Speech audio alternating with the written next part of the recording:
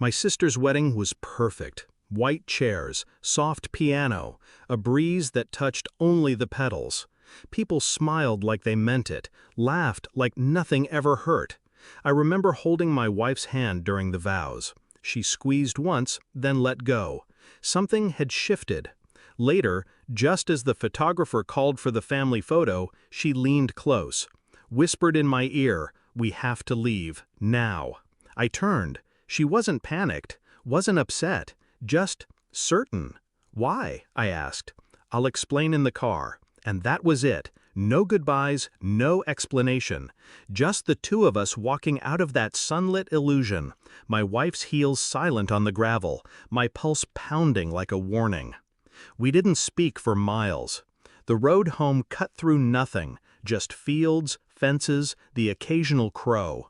I watched her reflection in the window.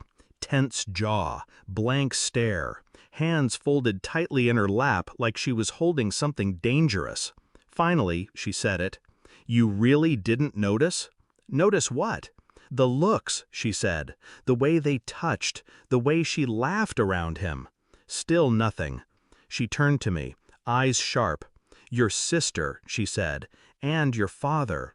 The air in my lungs froze. "That wasn't fatherly," she continued. She flinched when he hugged her. He kissed her shoulder like it meant something. And when he gave his toast, she cried. Not happy tears. She was holding something in. Couldn't you see that? I said nothing, because suddenly I could. 1,000 things I'd ignored, dismissed, until that moment when my stomach turned to stone. I didn't ask questions. I gathered facts. There's a difference. First, I dug up every photo I could find. Weddings, birthdays, Christmas. I stopped looking at faces and started watching hands, space, tension, the way her smile never reached her eyes when he stood behind her. Then I checked dates, therapy appointments she never mentioned. She'd told us they were for stress, work, burnout, but she never brought a therapist to our parents' house, only met them online, private, hidden.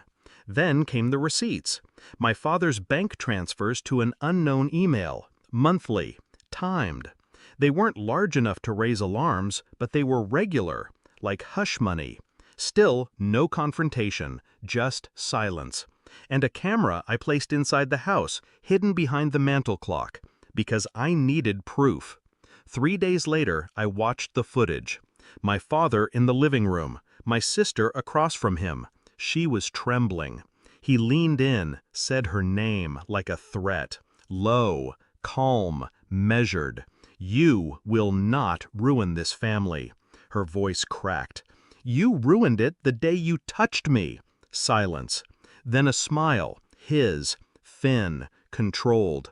"You have no proof." But now I did.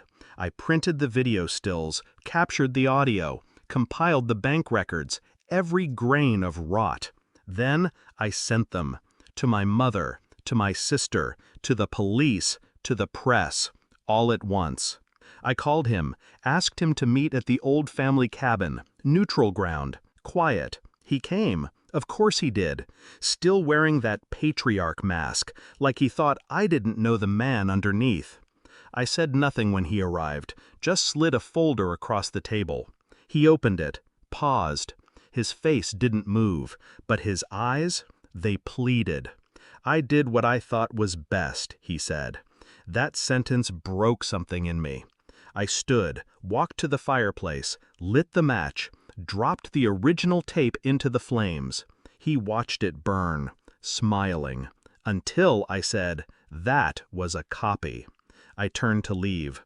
"You won't survive this," he said. I paused at the door. "I'm not the one on fire.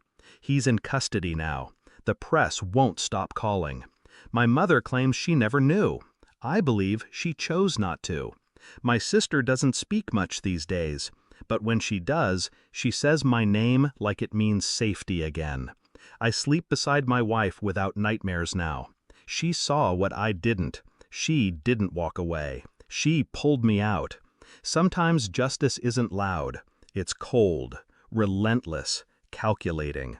Sometimes it wears a wedding suit and smiles for photos, right before it collapses in full view. The truth didn't ruin my family. The silence did.